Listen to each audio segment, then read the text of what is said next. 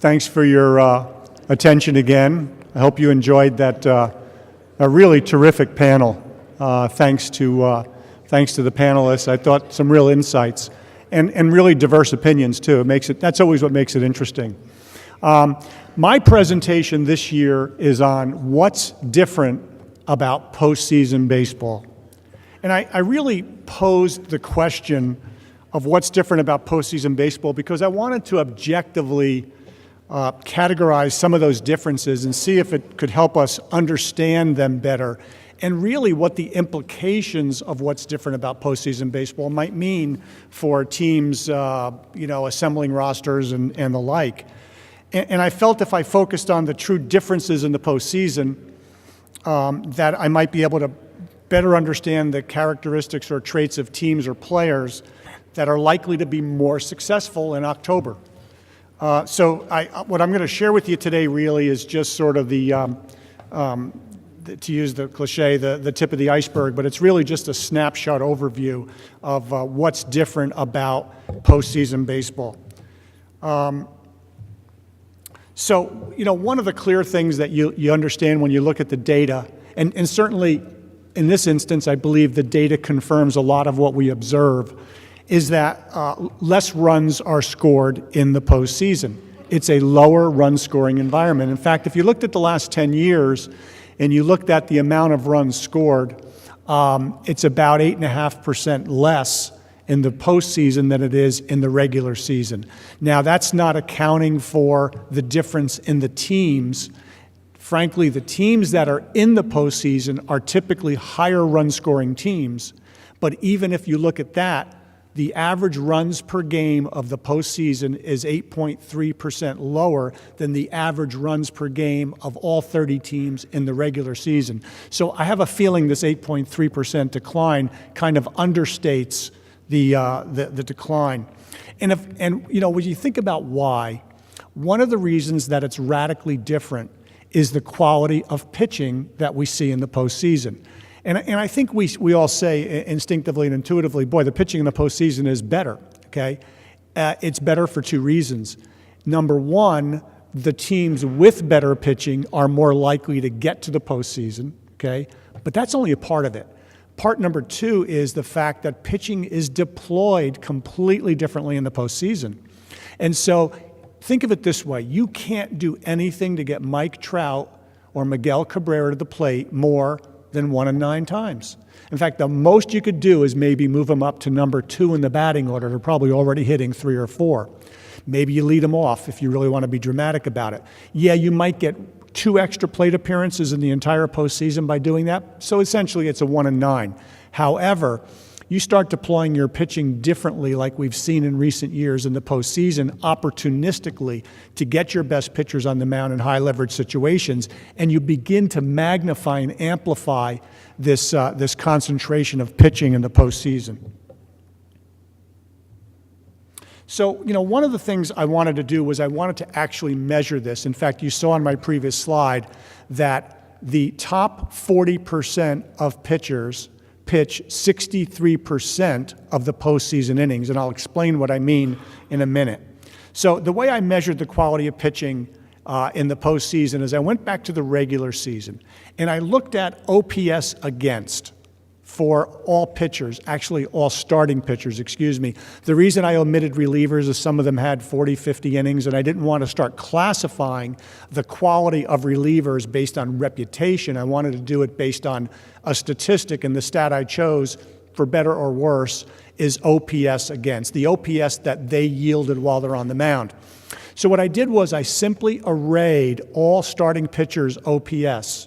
So from a guy like Chris Sale, who might have a 520 OPS against, to a guy who, is I'll pick on the Yankees' new acquisition, Nathan Eovaldi, perhaps, who might have an 840 OPS against him. So basically, if you array them and then you look at the number of innings in a season and simply take the first 20% of the innings, working from the top of the list down, that's my definition of the top quintile of pitchers. The guys who fall into the second quintile, okay, the next 20% of all major league innings is my second quintile, and so on. And the guys at the bottom of the list are the guys who are in the fifth quintile. Now, keep in mind, I profiled every pitcher and rated them into a quintile based on the handedness of the batter. So CC Sabathia might have been in the second quintile for left-handed pitchers against left-handed hitters, but he might have been in the third quintile for left-handed pitchers against right-handed hitters, okay? So basically, if you divide all this up for the regular season, then you look at who logs the postseason innings, you get a chart that looks a pie chart that looks something like this. So basically, the top 20% of major league pitchers, as measured by OPS against, actually get 36% of the postseason innings. And meanwhile, keep in mind, a lot of these guys aren't even in the postseason, right? But they still get 36% of the postseason innings. And the second 20% get 28% of the postseason innings. And if you look down to the last two quintiles, you know, they're kind of the fourth and fifth starters. They're not getting a lot of work. Some of them might have pitched in relief, which I did count relief innings. But the bottom 40% of the league's pitching gets just a mere 17% of postseason innings. So the net result of this is that, you know, you index at a quality level of about 160 to 165 for the postseason. Now, I think another illustration of this is, let's use a specific example of the 2009 postseason. You may remember the Yankees won the World Series that year. Now, they did it in an interesting fashion. They used only 3 starters the entire postseason. They were able to win some short series, some sweeps, which gave them extra days off, and just the scheduling of days off happened to favor them that year. So the 3 starters, Sabathia, Burnett, and Pettit, logged 61% of their starting pitcher regular season innings and 100% of their starting pitcher postseason innings. If you add in their top 2 relievers that year, which were, of course, Rivera, and if you remember, Phil Hughes was in the bullpen that year and had a tremendous year in the bullpen. If you add those 2 in, those 5 pitchers logged 81% of all of the Yankees' postseason innings, not just World Series, but the whole postseason. Those same guys logged 54% of the regular season innings. So again, this is an illustration of the kind of concentration we see of top pitching in the postseason. How about this year? Madison Bumgarner throws 15% of the Giants' regular season innings, total innings that is, and he throws 33% of their total innings in the postseason. So again, there's that 2.2 to 1 ratio of concentrating your top pitching. So beyond pitching, which is one factor, I think we can make the argument that defense is more important in October because you're dealing in lower run scoring environment. So, you know, teams that go deep into the playoffs tend to have a stronger defense. If you look at the last 10 seasons, if you look at the teams that got to the LCS and beyond, so the Final Four, if you will, each year in Major League Baseball, they averaged a ranking of number 10 defensively across all of Major League Baseball. So they were essentially in the top third of all teams. So, you know, you may say, well, gee, if they're great pitching and they have really good offense, maybe they would give something back on the defensive side of the ball, but not true. They're actually premium defensive teams. And again, in the lower run scoring environment, I think you could understand why that would be potentially more important. The third factor that I think, and it's tough to quantify, and I didn't attempt to, about the postseason, I think that makes it unique, is the need for really a different approach from managing in-game. You know, one of the things that we think about players having roles, there's really 2 reasons why players have roles. One is to give the player a level of certainty and clarity around how he'll be used, and there's a certain peace of mind associated with that, so that's an important piece.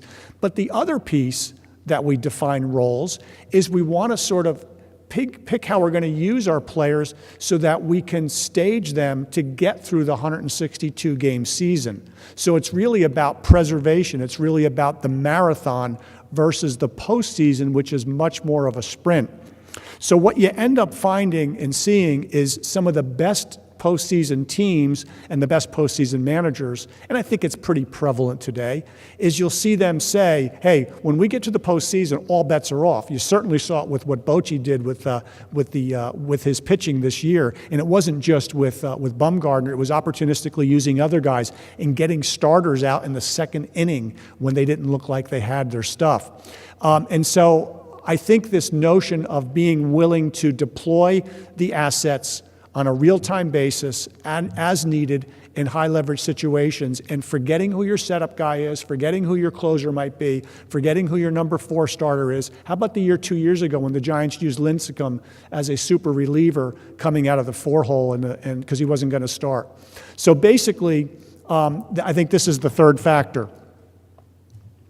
So, you could say, well, wait a minute. Didn't you just describe all good teams? And I don't think I did. And in fact, let me give you an example. What kind of a 90-win team, a team that might win 90 games, that was constructed in what manner, would I say would be disadvantaged in the postseason? And it would be a team like this. It would be a team that has great pitching depth, okay? Maybe no top-of-the-rotation guy or two. And I would say just from this attribute, and I'm not saying across the board, but just from this attribute, the Red Sox sitting here today might be in this position. They've got really good pitching depth, but they could be one ace away from having the right or the best formula to really be successful in October. Secondly, beyond the pitching depth, which you really can't leverage in the postseason very easily, I would say that a team that maybe was very offensive oriented and had had some power bats, and maybe they won games by out hitting their opponent, and maybe they had a high strikeout rate at the plate. And then finally, let's say they were mediocre defensively. Could a team constructed this way win 90-plus games and make the postseason? Absolutely. Would I think that they would have a good chance in the postseason? I wouldn't be inclined to bet on them. Obviously, in a series of short series, anything could happen in 5-game series or 7-game series. But I'm just saying, in terms of the probabilities, I think they favor teams that have the other mix that I just discussed. So really from this point, I wanted to take this to another level, okay, in terms of, peeling that onion back one more layer. And I wanted to understand, are there certain hitters that fare better against top pitching? Because that's what we see in the postseason is top pitching. So I looked at those 5 quintiles of pitchers, and I looked at every hitter in baseball for a 4-year period, 2009 to 2012. And for the regular season now, so I had a robust sample size, I looked at how hitters hit against the top 2 quintiles, top pitching, and the bottom 2 quintiles, sort of bottom or weaker pitching. And again, I only use starters in here because I didn't want to classify relievers as top or middle or bottom based on a limited number of innings pitched. And I looked at the average major league performance against each tier, and then I profiled each hitter versus this average to see whether he performed disproportionately well against top pitching or disproportionately poorly against top pitching. So what I found was that this is what the slope looked like in terms of how they hit against best pitching, about a 640 OPS and about an 820 OPS against the worst pitching. This is the league on average, all players. So there's about a 180-point spread on average in terms of how someone performs against a top pitcher and how they perform against the bottom of the heap, so to speak, pitcher. Now, what I then did was I started looking at players individually and see how they arrayed against these pitchers. And again, keep in mind, I controlled for platoon splits. So the reason why someone's gap is narrower is not because he faced more off-handed pitchers, which gave him an advantage, because I controlled for that. So what I found was, here's a guy, Yadier Molina, just a mere 52-point spread instead of the 180-point spread.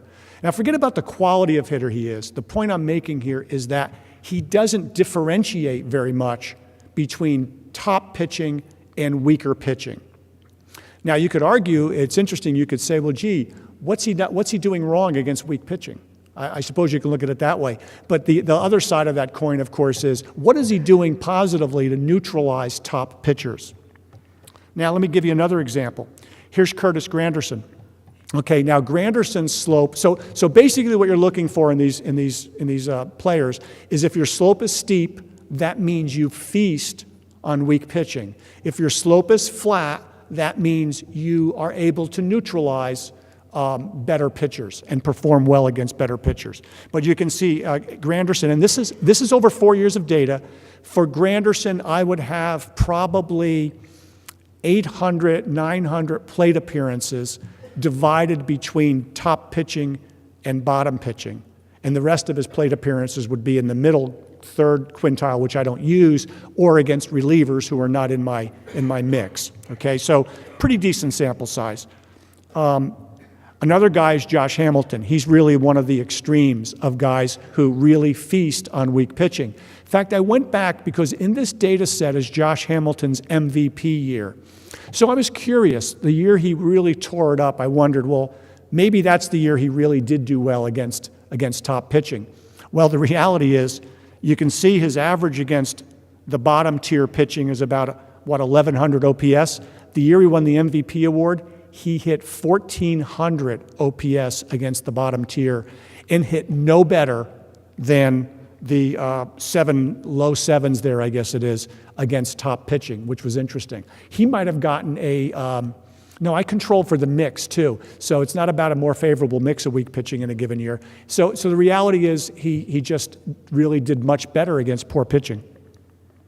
Now, more on the positive side, Derek Jeter, the much maligned shortstop for the Yankees, former, has an 80-point spread. So here's a guy.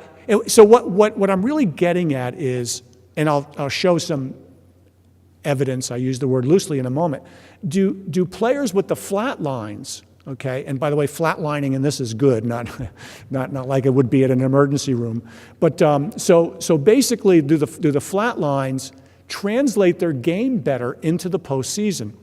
And so again, you can see Jeter. So the other thing you might be wondering here, well, is there a pattern about better hitters?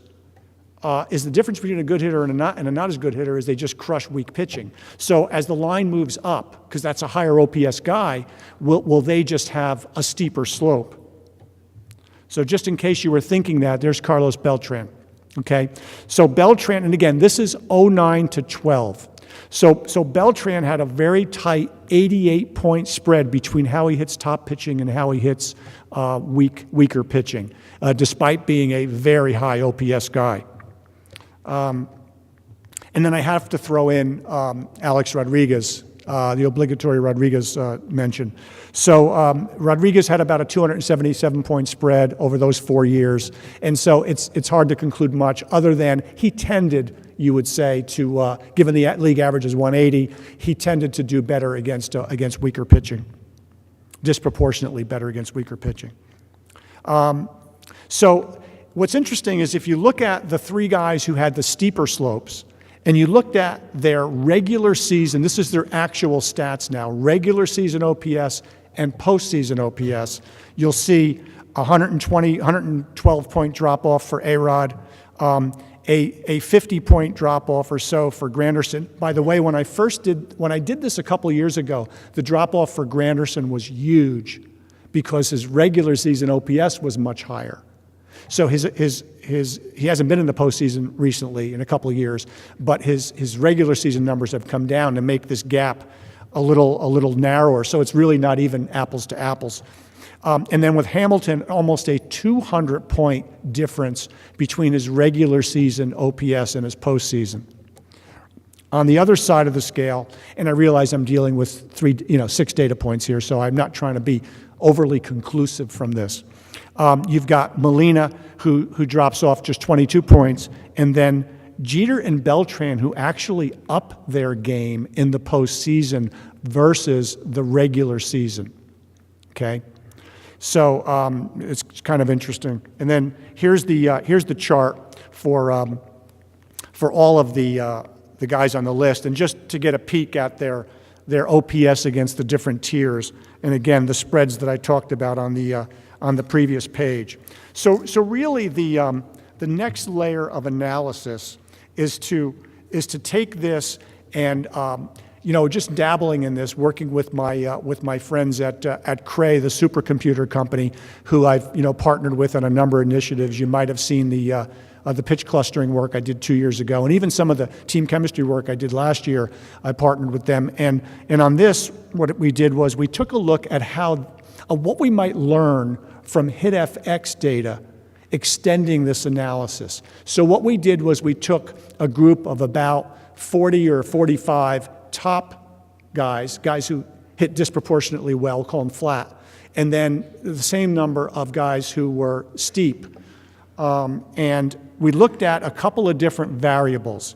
In this slide I'm going to show you, we looked at hit velocity on the vertical axis and contact point where around the plate. We're talking about with the pitch coming in, out in front of the plate versus deep in the zone. So let me explain how this chart reads.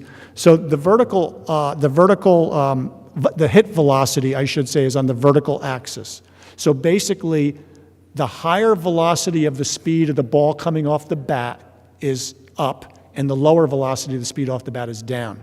The orange, or the lighter colored circles, are the top hitters, the flatter hitters, the ones who hit disproportionately well against top pitching. The blue represent the ones, the Josh Hamilton group, who hit disproportionately poorly against top pitching. And what we have is on the contact point, the pitch is coming from that wall over there this way, okay? So what that means is that there's a red vertical line which is about the front of home plate.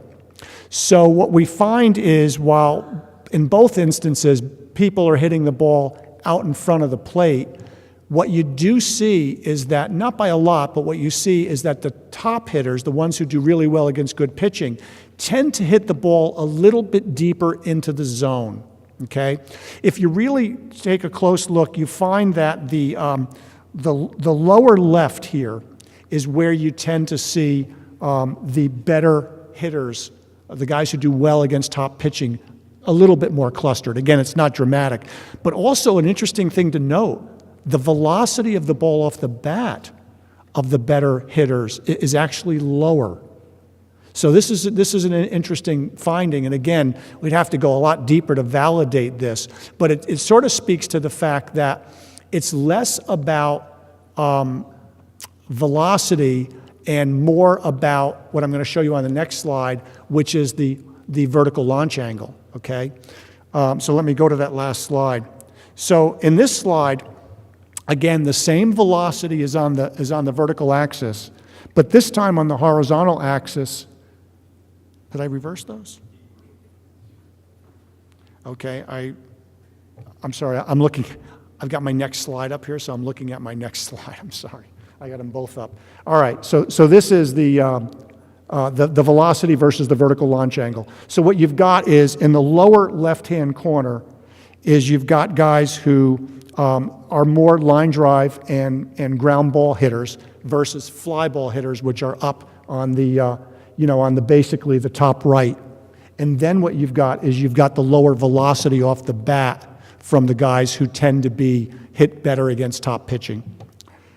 The other one I described to you a few moments ago is the ball, again, is coming from this side. So you can see that in this chart, some of the better hitters are actually taking the ball deeper into the zone. They're taking it closer to the front of home plate. Not by a lot, though, okay, admittedly. But again, the velocity is lower. Is any of this conclusive? No, it's really the tip of the iceberg, and I think we can do a lot more by taking some of this work and driving it through to the HitFX data or any other batted ball data, which will give us a great deal more insight about about the reasons for, as I've showed people this data. I mean, the question that always comes up is, what is it about Beltran and Jeter and people like that, and Yadier Molina? I did this topic on my radio show on Sirius XM a couple of weeks ago, and I had on the show Mark DeRosa. And I looked at Mark's stats before I brought him on the show because the topic was the postseason, what's different about it.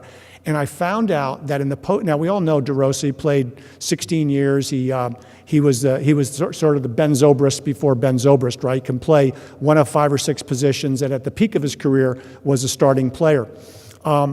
Mark hit .358 in the postseason, and he had a .960 or .980 OPS in the postseason.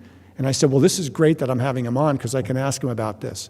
And he said, let me tell you, he said, I have a very simple and I think rock solid answer for you on why I did so well in the postseason.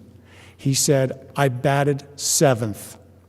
He said, and when Adam Wainwright or Justin Verlander's on the mound and they're giving all of their nuanced repertoire to the 3 and 4 hitters, they're getting down to me and they're looking for a little bit of a break and they're saying fastball.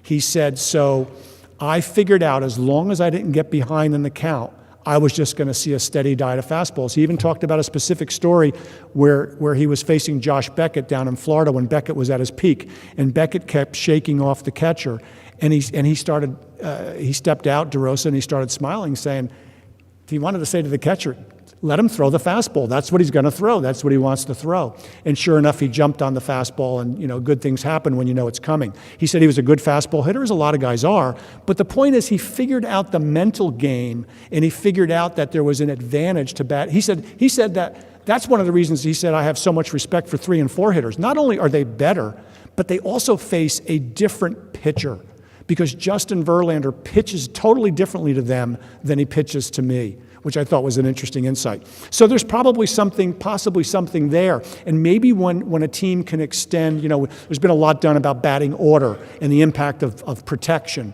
okay? And there's a lot of studies in the sabermetric community that suggest that protection isn't really real and doesn't have a material impact.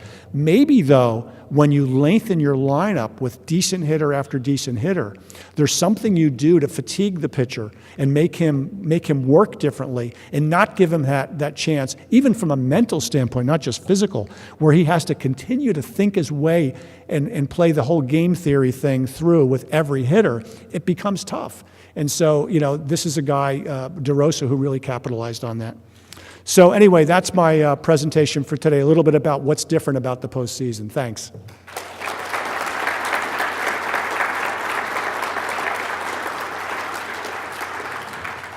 So we're